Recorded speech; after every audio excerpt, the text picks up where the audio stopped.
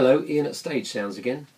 I want to talk today just briefly about leads, about cabling, the various different types there are.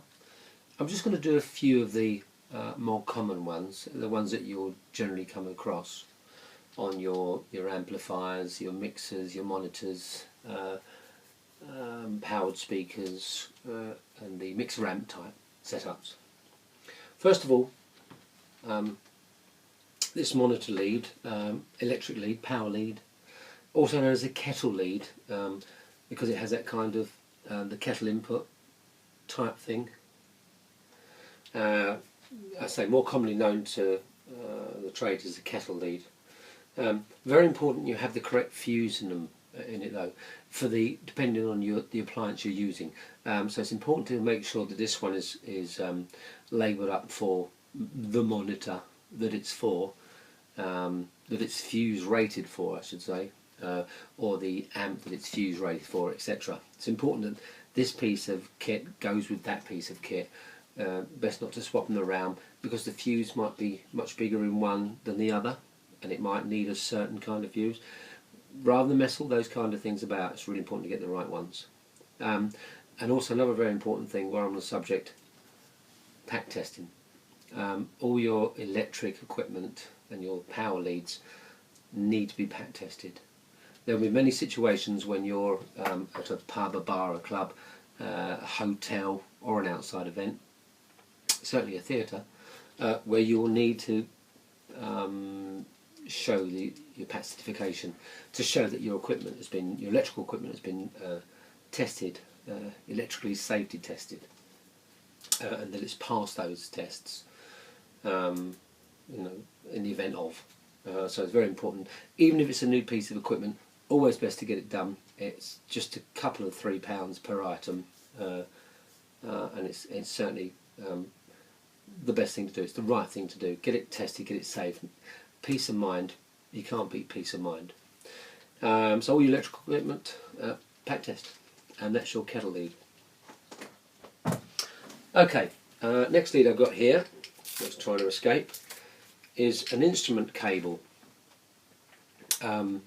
This one is a bass guitar lead, but instrument cable, and they do have written on them specifically, although the writing's, the print I should say, is not particularly good on this one.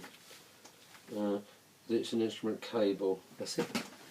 Oh, hopefully that will come up for you. It's really important to make sure you use the correct cable for the correct job. Not just because it could create problems noise wise, but safety wise. It's very important to use the correct cable or the correct lead for the item that it's for, specifically. So that's your guitar lead, instrument lead. Okay. Now,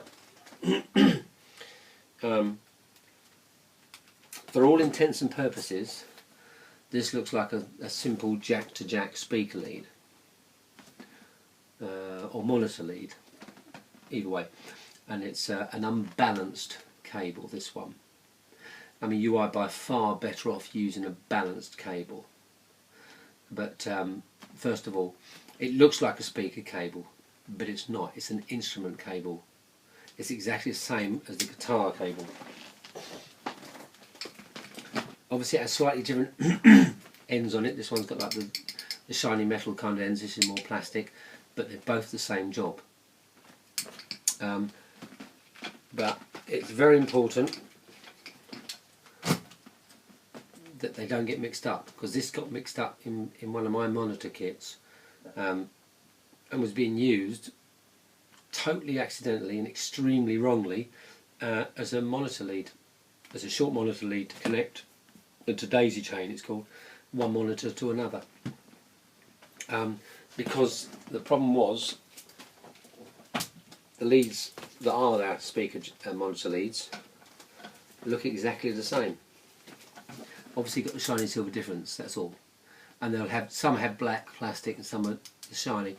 It makes no difference as to what they are. Okay, they both look the same, they're both unbalanced. I'll go on to balanced leads in a moment, but they look the same. The difference being, it's really important, and this is the only way you're going to get away with it and find out for sure, is it says speaker cable, or it might say speaker lead, speaker cable, and that is purely for speakers and monitors.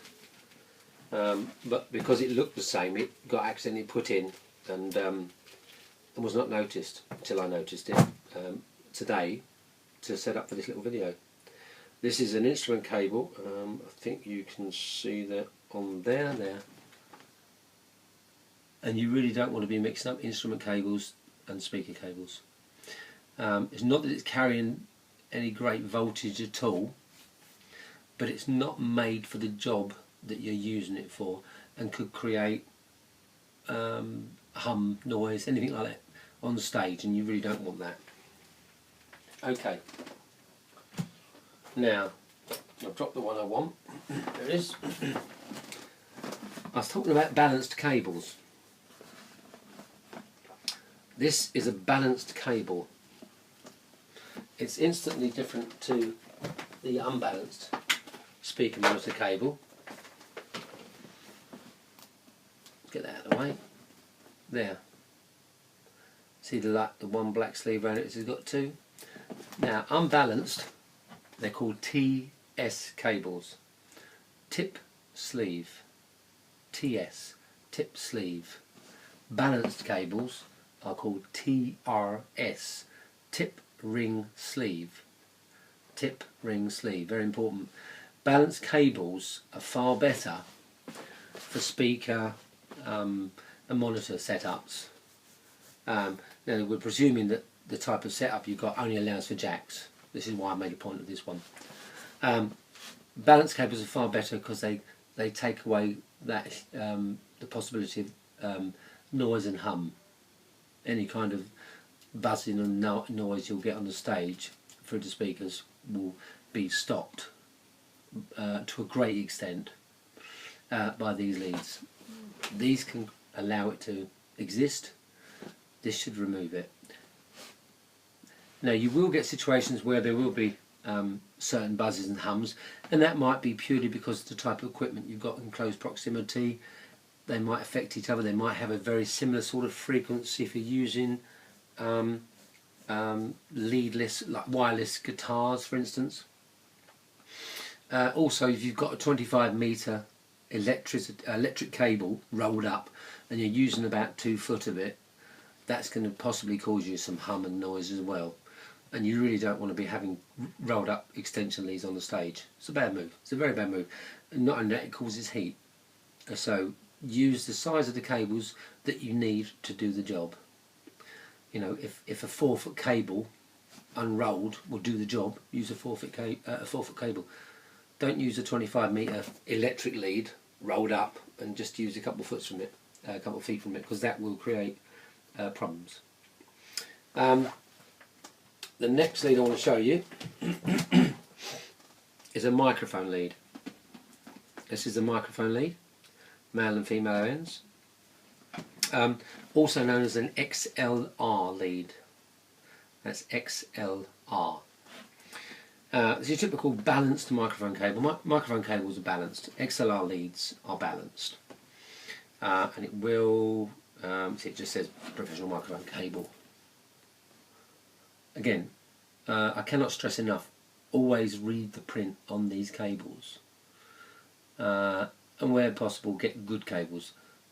By all means make your own cables. If you're a dab hand at soldering, you know, get some nice materials, some nice cable, nice ends, nice XLR male female ends, and make your own cable. Test them that they're you know, functioning correctly, excuse me. but by all means make them if you want to. If they're cheaper to do that, great. I know I said in a previous video about having different coloured microphone cables for different people in the band. Yeah, I mean, if that helps you, then that's a great idea. That's a good thing to do, especially if you're new at PA. When I started out a gazillion years ago, I knew nothing about PA at all. I would just turn up with my little PA that I never even practiced with, never clue with, put it on, turn up the volume and think, oh, it's feeding back, I'll just turn it down a bit. and not understand why it's feeding back, what's creating the feeding back, and how to stop that feeding back. So it's really important when you've got that kind of equipment to practice with it first before you get onto the stage, and know your leads, know what lead does what, why, and where it plugs into. But I'll come back to PA setup on another video. Okay, XLR lead, and the last lead I've got now is a Speakon lead, a Speakon cable. Again, some speaker systems don't have jack to jack. They might have just these. Some have these and the jack to jack, but these are much better cables. If it's got these type of inputs, Speakon cable, Neutrik inputs, these are what you want. These are much better. They're a much better cable. So I can find it. It probably just says speaker cable on the side of it. High quality speaker cable. You can see that. So again, important to read the cable. What's written on the side of the cable. It's better to have nice size cable than very thin cable. You can buy some cheap options on cable. By all means, try it out. Yeah, try it out. See how it sounds. Any doubt, get a better quality cable. You know, I'm all for using cheaper equipment, PA equipment, if you can get hold of it. eBay, for instance, you can get cheaper equipment, second-hand equipment. Try it out. Yeah, absolutely. Why not? It'll do the job that you want it to do. It's only when you start going up into the bigger venue that you need to have better equipment that can handle that kind of size venue. And I'm not saying you have to pay a fortune for better equipment. I'm merely just suggesting that you consider the options available to you for said venues. Back to this cable, Speakon cable, pertaining just to systems, PA systems that require this type of connection. Okay, that's my little demo on cables. Just a few, just a few little cables for you to have a look see at. Some may be on your system. You might have a different kind. That's just purely a few options that are available that go on certain systems. As always, any questions regarding this little video or any of the other videos, or if there's a particular specific question that you need some information for, you'd like me to try and help you with, by all means give me drop me a line and I'll do my best to answer it for you. Ian at Stage Sounds, and I'll speak to you soon.